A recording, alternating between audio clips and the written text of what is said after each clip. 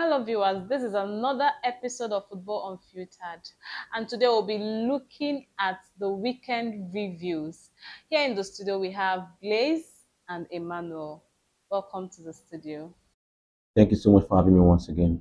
It's a pleasure being here. Thank you. Blaze. Thank you, Bube. Is another review, another weekend of football. It's beautiful to be here to discuss this round leather game that we Yeah. love so much. Okay, let's quickly look at the first game that was played in the weekend, which was between Leicester City, Nottingham Forest. Emmanuel, what was your observation about the game? Well, I wouldn't say much on that game because to me the game was a game that did not actually draw much attention because it was on a Friday, and football lovers anticipate weekend games. So yeah, so the game did not actually get much attention. But then I would say that Nottingham Forest are a team that are actually coming up right now. They are beginning to understand what it means now to play in the Premier League, and they are bringing out their best at the moment. Surprisingly, they won Leicester City at away from away, Yeah. and they just win the game. They won the game convincingly. I watched the second half of the game, and they were attacking from all angles. They were attacking from the midfield, from the sides, and their defense was also actually controlled because at the point Vardy almost got a brace that day because he scored the first goal and then he was actually trying to get a brace. But then Nottingham Forest actually pulled a strong one that day. And going forward, I think Nottingham Forest has a stake in this season. I think they will not actually go below 10th position from what I'm seeing so far. Let's see how that goes. Blaze, what was your observation? Exactly what Emma was trying to say. This season, Nottingham Forest is a team to beat. So not just about the last game. Even before these games, you go to play Nottingham Forest. You know you're playing a team. So you struggle to win them if you eventually win them. They've been able to win some big teams already this season. Liverpool. And they won Liverpool, that 1-0 against Liverpool. Some people downplay it, but you know what it means to go to Liverpool's. Was it? They were at home, right? Yeah, they were at home. They were at home. You know what it means for you to win Liverpool, whether you're at home or away. To win Liverpool is something not everybody does that, and you don't do that every day. So that's one of the games of the seasons that when you look at, you doff your cap for them. So far this season, if you look at the table, they are either sixth or seventh at the moment on the table log, higher than teams like Newcastle, higher than teams like Manchester United. So when a small team like that do something like this, you have to give them their flowers. You have to doff your cap for them. Then the next thing I wanted to say is that the thing is that is not just about starting well. Can you continue with this momentum? So they've started really well. They've done well for the kind of team they are. They're a small team, even though that they've actually bought a lot of players. If you look at that squad, they have a good squad. That's the place that Elanga that came from Manchester United plays. Remember Hudson-Odoi plays. There's this England team starter that also plays in that team. So they have the squad. Even though you can still call them a small team in quote, but they're not a small team when you go back down history. If you go back down history, the team that has a Champions League, but at the moment in the Premier League, you can call them a small team. So for a small team to do what they're doing is a lot. To go away winning against Leicester, like we have pointed out, Leicester is not a team that you can call a small team. These guys know the Premier League, even though they are just coming from the Championship. They know the Premier League very well. And so they have won it before. They've won it before. Do you get that? Relegation. Exactly. So a team like that winning them in their own house is something exceptional. And another thing I wanted to point out about the game is a player that what's his name again? Vardy. Yes, Vardy. I wanted to talk about the consistency of Vardy. In our last show we were talking about Son. So in this show, I wanted to point out Vardy what he has done in the Premier League. So he has won he won the Premier League with that Leicester team, won FA Cup with that Leicester team. He has been with that Leicester team. For Vardy, he has up to 100 and something goals with that Leicester team. For me, he's also somebody you can't call him a Premier League cult hero. He's somebody you can call a Premier League legend.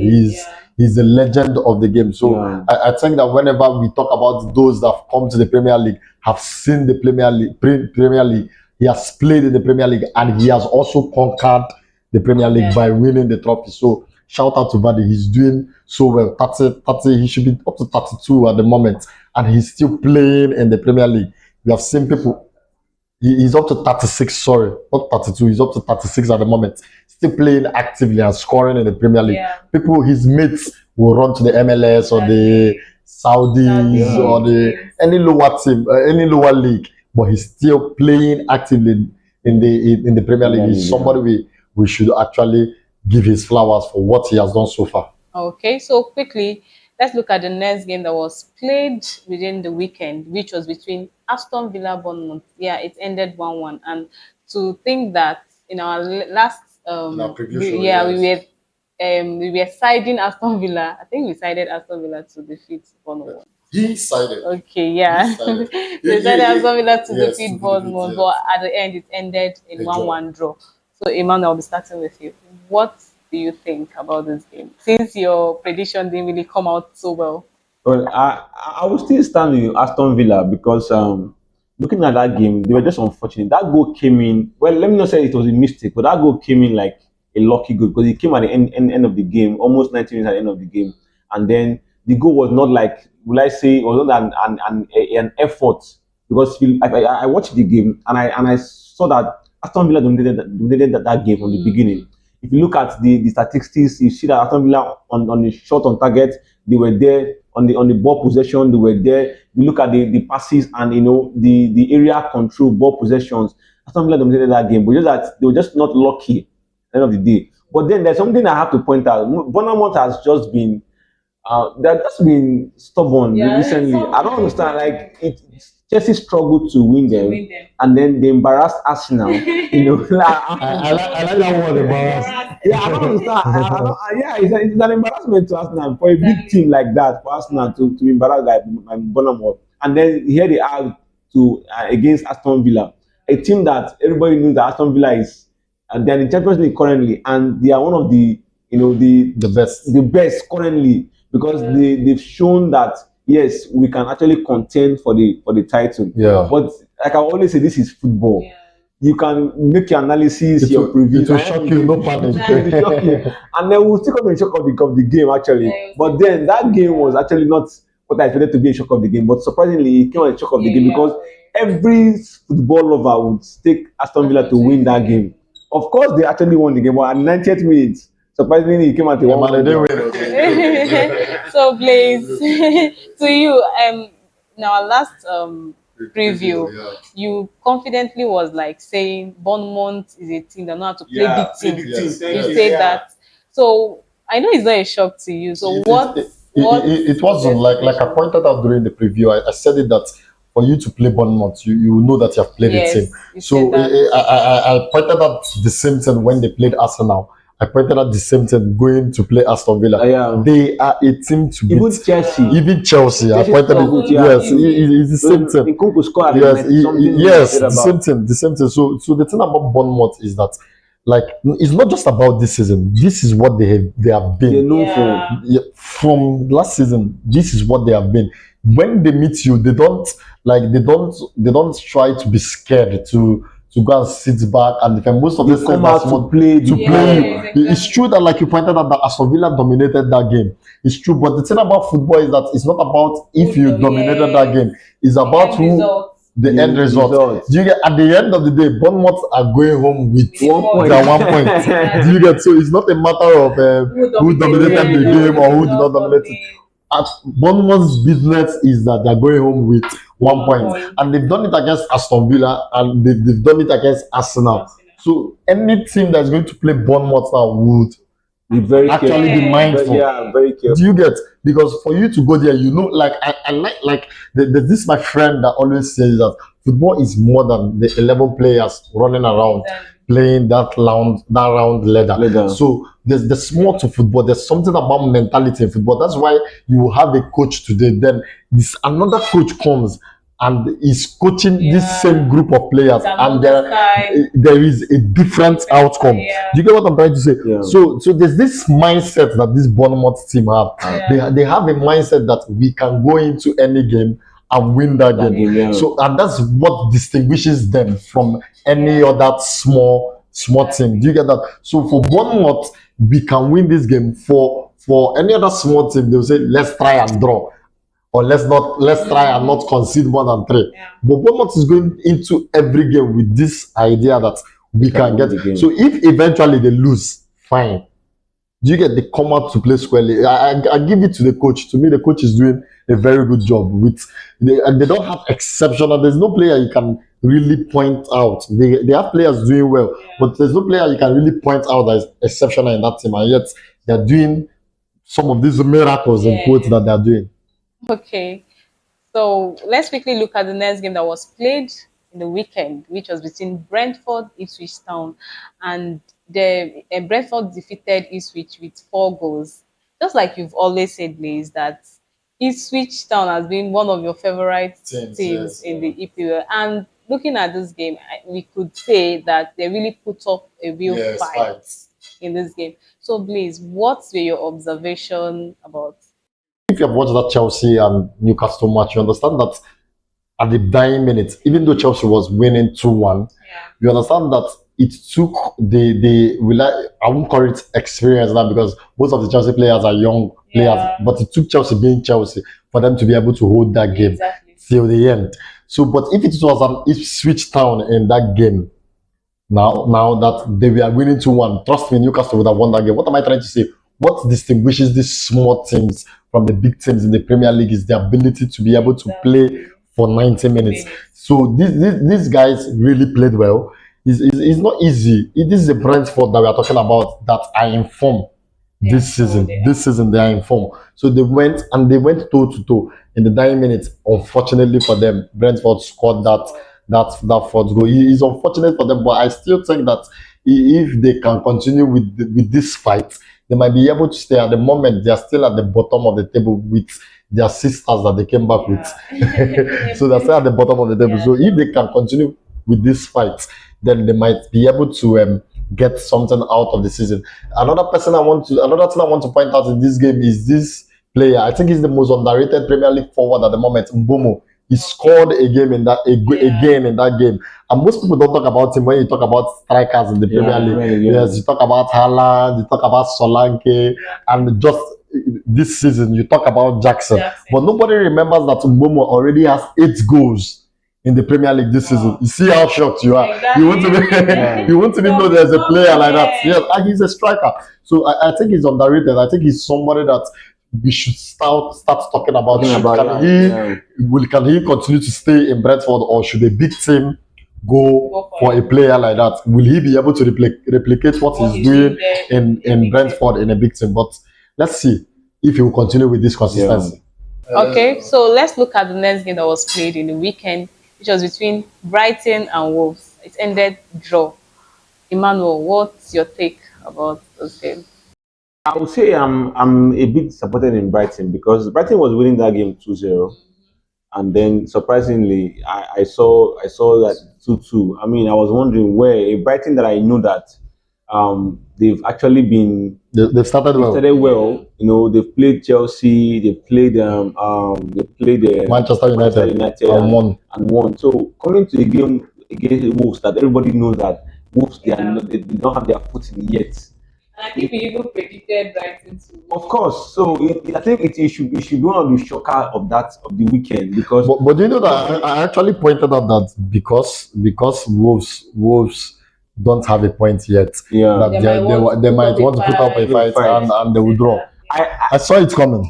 I was expecting Wolves to score a goal, actually, because if in our preview, I predicted that Wolves will actually score, because if you look at their last 4 or 5 matches, they've actually been scoring. But for Brighton to be winning the game with 2-0, at least you should a 2-1 win, not even a draw from the Wolves. But then, like I will always say, this is football. You have to learn to understand that the game has not ended until it has ended. You don't just relax because you're winning it. Because I saw the ball possession, the attack, and the area duel and the rest of it changing after that 2-0, meaning that Brighton actually felt okay. That we have won this game. Let us now begin to tap with the game, and before you know it, Wolves actually took advantage of that, and then they came up with a draw. I believe if that game had more extra time, maybe Wolves would have won, because at the point the Brighton players were tired, and the coach started bringing out some of those key players, and then that was how Wolves actually decided to dominate the game, and then ended it to draw. Okay, so quickly, let's look at the next game that was played between Manchester City and Southampton. And to think that Man City was going to shower these people with goals. Unfortunately, it ended 1-0. So it's not just about the fact that Manchester United did not win with so many goals. It's the fact that they actually struggled to win. And this Southampton is a Southampton that all of us wrote off. Everybody wrote off, because we have seen their past matches and we have seen what they did. So a lot of things happened this weekend, and one of the things that happened this weekend that really shocked me in the match of the week was this match between Southampton and Manchester City. So they eventually won, but everybody, we were all thinking that it will be a match that will end with so many goals. So in fact, we mentioned that Haaland will want to score and more. And he scored one goal, but I don't think Haaland was in his best behavior in that match. Not behavior per se, let me say best scoring form in that match, because it's as if after the goal he forgot how to score goals. He was missing a lot of chances. Not just Haaland, there were also players like Foden that missed his own chances and all that. So I don't know. For me, even Southampton, on the other hand, that I watched them against Arsenal, I watched them against Newcastle, they don't know how to play football. And it's as if that in that particular game they learned how to play football. It was so funny, because this is Man City we are talking about. See Southampton passing the ball, playing like they are prime backup. Do you get that? It was so surprising. But what I want to point out is that Man City, to me, they're sick at the moment. They have so many players that are absent. Somebody like Duku has joined the injury list. Rodri, we already know that one. He's been out of the season. De Bruyne, that one is now known for his injuries. So the plan is De Bruyne doesn't start the season. Then at the end of the season, they bring in De Bruyne and he finishes on the season. So to me, they're sick at the moment, and for me, they would soon drop points. So it may not be tomorrow, it might not be next tomorrow, but in the next 2 to 3 matches, Man City will eventually drop points, because I don't see them continuing like this. If a Southampton that we know is not a footballing team can hold them, I know they won, but that kind of win, there's a kind of 1-0 win that you win. You'll be scared. No. There are different kinds. There's a kind of 1-0 win that you win. You know that, okay, we are lucky that they didn't draw that match. Okay, so quickly, let's look at the next game that was played, which was between Everton and Fulham. It ended 1-1 draw. What's happening this week? Draw game. but you know, during our preview, we if you watch that preview, we predicted draw. Most of the games, yes. Came out like that. Emmanuel, what do you think about those games? The game was not a surprise to me, because I watched the game. I watched the game from the beginning to the end, and I just told myself that game was going to either be a 1-1 draw or a goalless draw, because both teams were playing almost, or let's say virtually the same thing. You attack, you fall back. You attack, you fall back. Nobody wants to lose guard. And then the opportunity that the chances that came, they made good use of it, and then the ball ended in a 1-1 draw. But then I'll give the flowers to Everton, because Everton actually had that confidence. As I watched the game, when they were losing 1-0, it was almost at the end of the game. That goal came in 94th or 95th minute, because the game was already ended. They just added the extra 6 minutes, and the goal came in from better. So I think Everton actually gave their fans that morale, like that hope that yes, we can draw this game, even if the game is about to end. And the moment the goal came in, the ball ended, showing that as I said, the ref was enjoying the game, and he was just waiting for everyone to score. The game was an interesting. I enjoyed the game, but then we predicted that the game was going to be a draw, and it came out as a draw. So So nice. So Before we go into the next game, I wanted to point out that our guy Iwobi scored. Thank that you. goal. And why is it that when it comes to Fulham, Iwobi knows how to assist, Iwobi knows how to score. But then it's as if when he wears the Nigerian jersey, he forgets how to. No, see, I think the problem there is that Iwobi is playing off wing. In the Nigerian team. He's not playing that free role. Iwobi operates. If you see how that goal came in, Iwobi was allowed to meander everywhere. He picks ball from anywhere and then he dribbles and then he comes. So, but when it comes to the Super Eagles, they go to tell him stay here, stay here. Be stationary, and that's not how Iwobi plays football. He will not perform. He's too talented to be boxed somewhere. Into one role. So I think it's not left for Coach Evergon to know how best to use him. Yeah. Wow, that's nice. So quickly, let's look at the next game that was played between Chelsea and Newcastle. Looking at the outcome, it ended 2-1. Yes, we won. Chelsea won.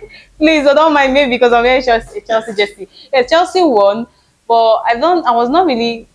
It was not really an easy win on the Chelsea side. It was a bit of struggle, tension, and all that. Very tense game. Very tense so you as a Chelsea fan, how were you feeling watching this game? Like you pointed out, it was a very tense game for me. Even though we started the game well, in just about 3 minutes, Palmer scored that first goal that the referees counted at offside that I personally do not think is an offside. There were so many refereeing decisions in that match that I do not agree with. So starting that game, we started so well. Assuming that goal stood, I think that game would have panned out differently. They cancelled that goal and Chelsea went ahead to score again.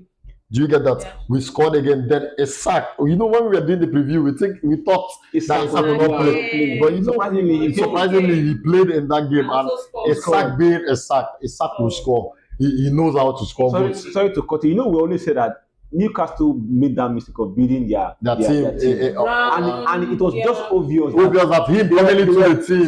So you can imagine if he was not there.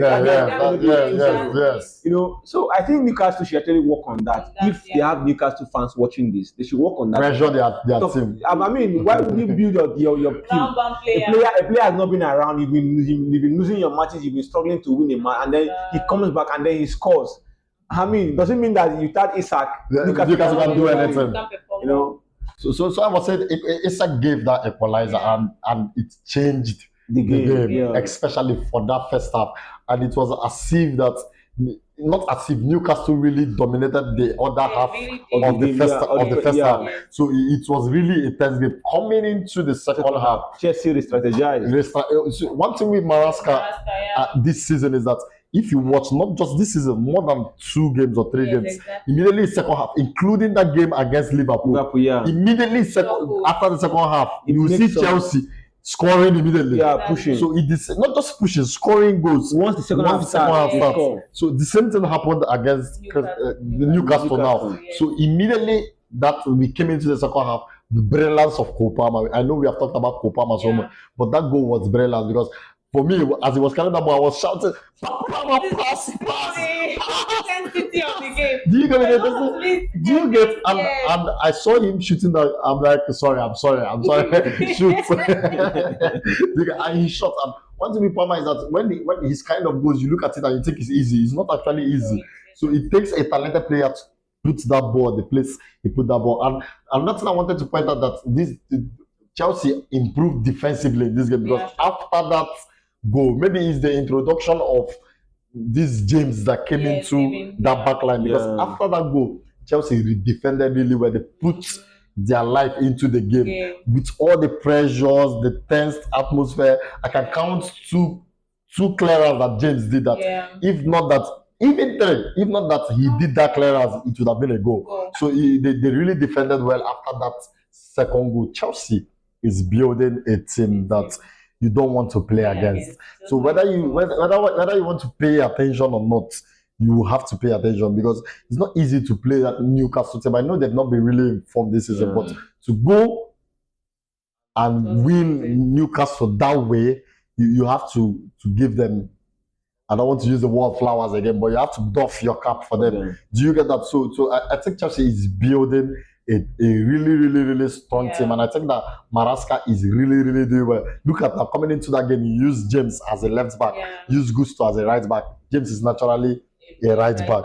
Do you get that? And there was a Cucurella who is a natural left back, fit on the bench. Nobody knows where Maresca is coming from in every game. Every game he's changing the statistics. There is a left winger like Sancho on the bench, and he decided this game I'm going to start Pedro Neto. Exactly. What happened? Pedro Neto did what? Scored. Sorry, assisted that brilliant assist. You know what it took him to run that kind of 100 meters race to get that ball and still get that perfect pass to Jackson that just slotted it in.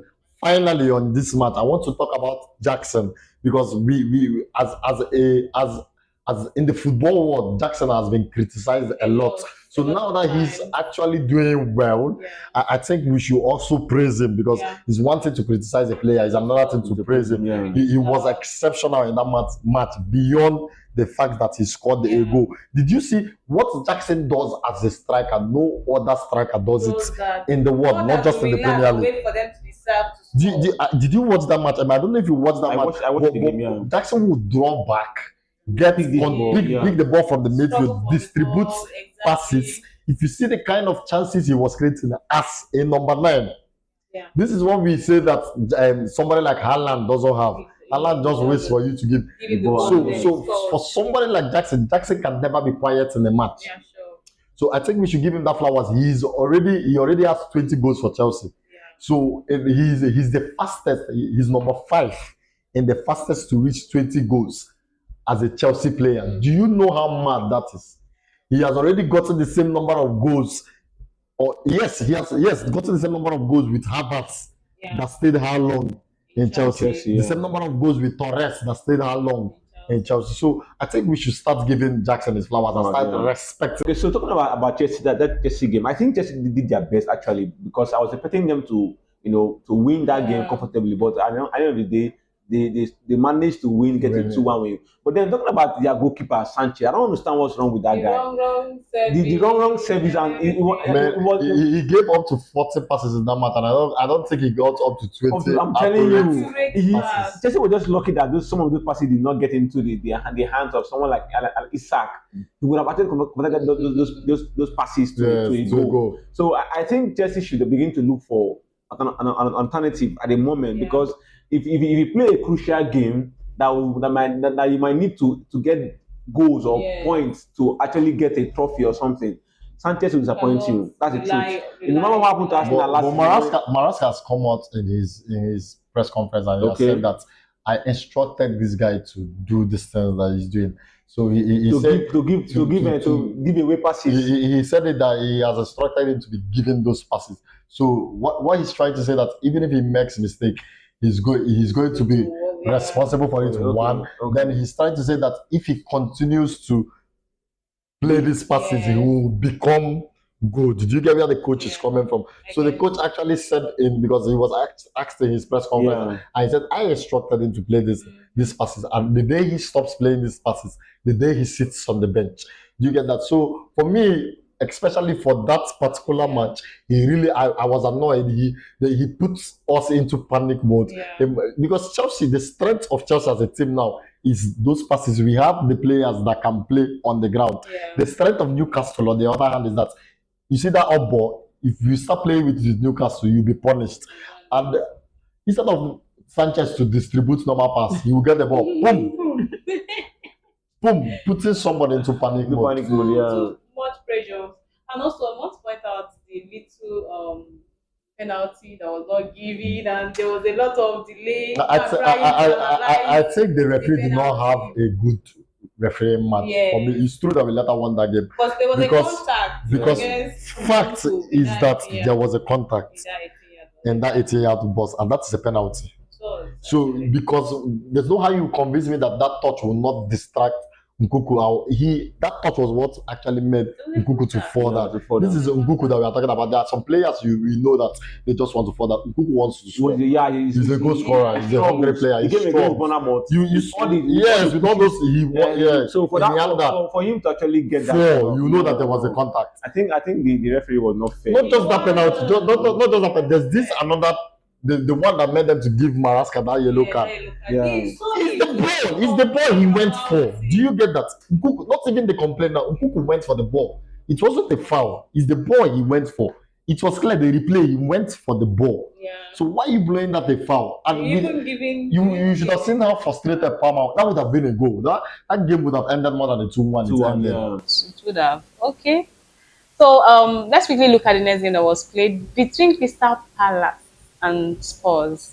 To think that in our last preview, we thought that Tottenham was going to defeat Crystal Palace, but I think Blaze, you said something that Spurs, they are one in game, one of kind of. I said they're not a team to bank on. Yeah, that they can win today. And tomorrow they will surprise you. Yeah. So, Emmanuel, what were your observations? First of all, I would say Tottenham is another team that builds around the player. I was surprised that Son was not in that game, and it showed in their attacking, their forward. What was his name? Richarlison doesn't work very well without his son. Yeah. Solanke, on the other hand, I think he's a Haaland kind of striker. He needs somebody to. He doesn't hustle for football. Yeah. Yes. But Son, on the other hand, Son hustles for football. Yeah. He makes the dribbles and then he scores. Create the chances. And then look at Son was not there. Crystal Palace was playing. To my surprise, this is their first win for the season, and you need to see how they celebrated that win as though they have won the Premier League. You know what it means is that you have not won for up to eight matches, and you won. And you're winning a team like Tottenham. They should rejoice. Allow them. They dominated that game as if they were playing a team like Ipswich or maybe Southampton on the other hand. But I would say that Tottenham should actually learn to, create their chances around players, not just one player. But talking about creating chances, Tottenham, is that not the reason why Tottenham brought in or introduced Maddison?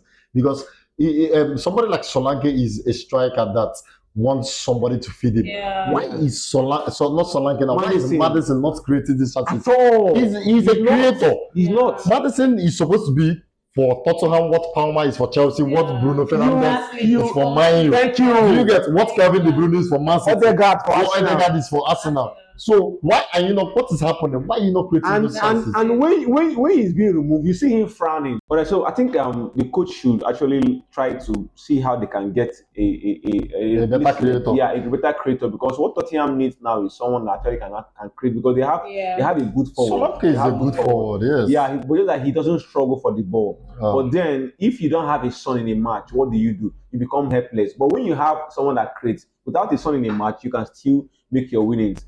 So I think Crystal Palace dominated that game because of the absence of the midfielder and then the absence of someone at the forwards like Solanke. What was his name? Son. That can really create chances. It doesn't seem like I think he's just good at set piece. He only comes in when there is a set piece and then he nods and then he scores a goal. But then, congrats to Crystal Palace. It's their first win of the season, and then I hope they will continue with that. For me, they have a good coach. I knew that they will eventually bounce back. So let's quickly look at the next game that was played, which was between West Ham United and Manchester United. My God, I didn't see this coming. I was thinking that, okay, with the way Manchester United have been losing, it was supposed to be an easy game for them to win. Exactly. And that was what we predicted in our last preview. And unfortunately, they lost to West Ham. And the good news is that, to Manchester United fans, is that Ten Hag has been sacked. Okay, so Blaze, what were your observations in this game? And secondly, as a Chelsea fan, knowing that you're supposed to play Manchester United even before, and unfortunately, yes, Ten Hag. So we want to get First of all, I know that most Man U fans that watched that match really wanted. In fact, if you checked the X table immediately after that match, you understand that Ten Hag out was training. Most United fans wanted the man to go. Yeah. They felt that he's not doing enough, even though this man has won them 2 trophies, 2 FA Cups at the moment. But they felt that we can't continue like this. But I'm going to be talking about the Manchester United versus West Ham match differently. I'll come back to talking about Ten Hag as a coach. So for that game at the moment, I will not. That game is not on the manager at all. Okay. It's not on the manager at all because I watched that match concurrently as I was watching the Chelsea versus game, Newcastle game, and I saw Manchester United creating chances. Beyond this match, Manchester United have created the most chances as a team. Yeah. But the problem is how to bury these chances. Yeah. To particularly in that game against West Ham, see this player Dalot. Yeah. You have dribbled the goalkeeper, who is the last man. You have dribbled him out. Just you at the post. You just need to tap the ball inside the net. Dalot played the ball high over the bar. I don't want to talk about Bruno Fernandes that we used to call the only good player in Manchester United. This season is like he lost a kind of annoying form, and his own is to be spamming passes that will not reach the forward. Let me not talk about their first 9 striker because he say he's not a number 9. That he's between a number 9 and a number 10. That is Ziggy. He will give a striker in football, and the only thing, Ziggy is a number 9, but he thinks that his duty is to create. Yeah, he provided that. He provided that. He thinks his duty, but I know it's good for a forward to have the ability to create and to score. But your primary duty as a forward is just like we were talking off camera, that the primary duty of a goalkeeper is to keep the ball. Even though that these days we want a goalkeeper that does beyond keeping the ball. You can also play passes. Yeah. Do you get that? It's just the same way for a forward. Your primary duty is to do what? Score goals. To add to your scoring goals, you can be able to do other things like creating chances and trying to defend. Yeah. Do you get that? For Ziggy, in his mind, just like Gabriel Jesus of Arsenal, that as a striker came out to open his mouth and say that his best attribute is not scoring goals. I'm like, a striker. What are you doing as a striker? So Ziggy feels that his duty as a striker is to create chances instead of to score. But Man U bought you as a number 9 to score goals. And I don't see any.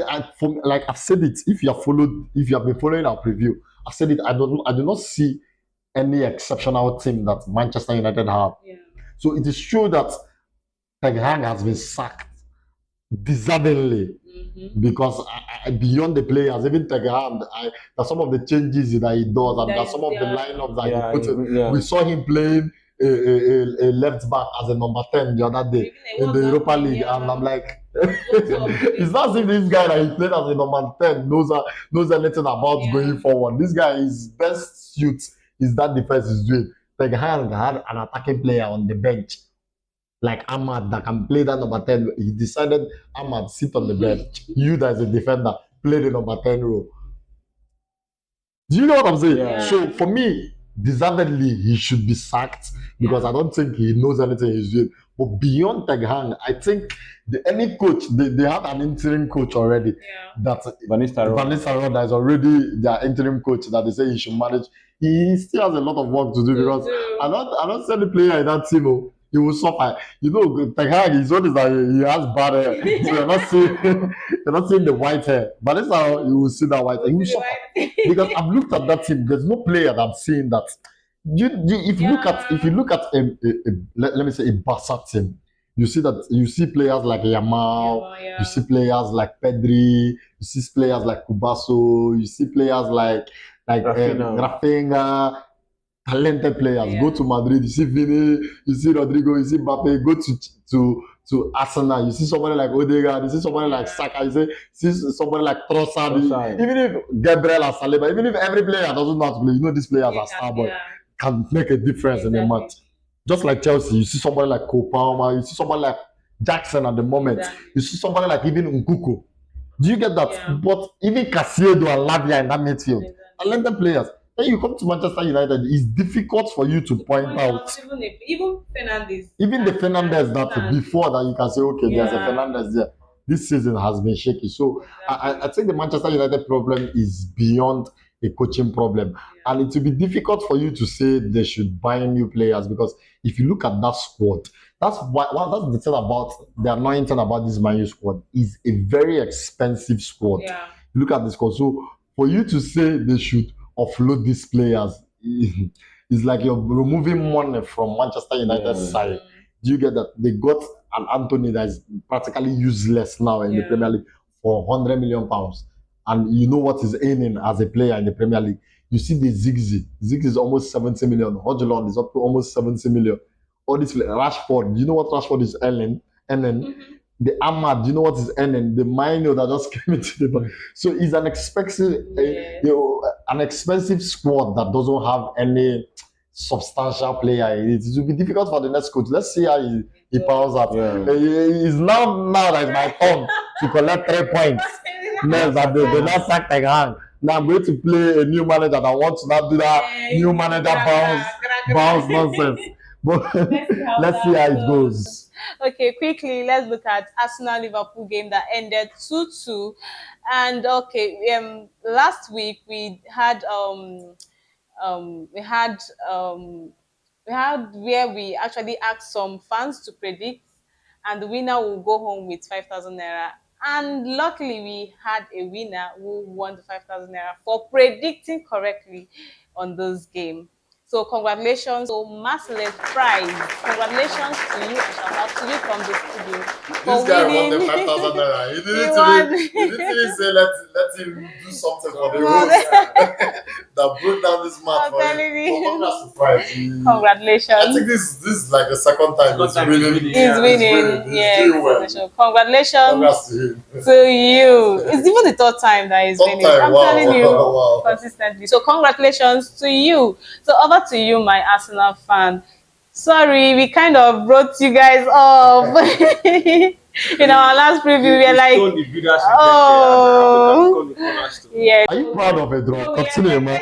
He's proud of a draw. See how happy he is that he drew. See, the team you're actually talking about is a team that beat Chelsea, in a week before that game. And you cannot tell me that she be proud of a Liverpool that if you look at the other matches, I think this is just the second time. So they lost one and their first draw. And so I think Liverpool is a team that if any team that is playing Liverpool, you should be careful not to concede first. I think Arsenal actually read that game and Arsenal scored first. I think that was the game plan that I had, because if Liverpool has scored that game first, I'm sorry to say, yes. Arsenal would have lost that game. Yeah. So who is scoring for was actually the game plan of the coach. Score them first, continue hitting. So that eventually they score back, they get a draw. Because Liverpool, I think that I said on that advantage that it will be a lucky, or let's say a miracle if Arsenal should get a draw in that game. Because I know it will be difficult to beat a Liverpool. It will be difficult. If they play against Man City, you still be surprised that Man City cannot win Liverpool. Yeah. It will be difficult because Man City are sick at the moment. Thank you, like you said, if they could not win Southampton at the weekend, they won, but they didn't win convincingly. Convincingly as we predicted. Yes. So imagine coming to play Liverpool that they are on fire.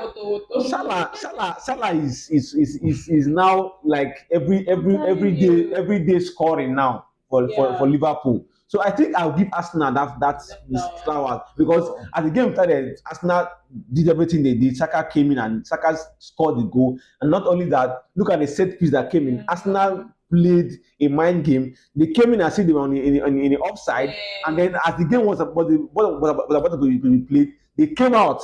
The VAR, it took them over 5-6 minutes to check that goal. It was so confusing. It was the brilliancy of the set piece coach that actually gave them that idea that, look, you see Liverpool, that's the easiest way to win Liverpool. You make them feel that you're on offside and then you come out. If you are there with them, Virgil is there, And what is nice in the game? Konate. And they have good, defenders, tall defenders. So that was a tactic that Arsenal used to actually get a draw in that game. And then lastly, I will give it to our goalkeeper, David Raya. That guy has been a savior.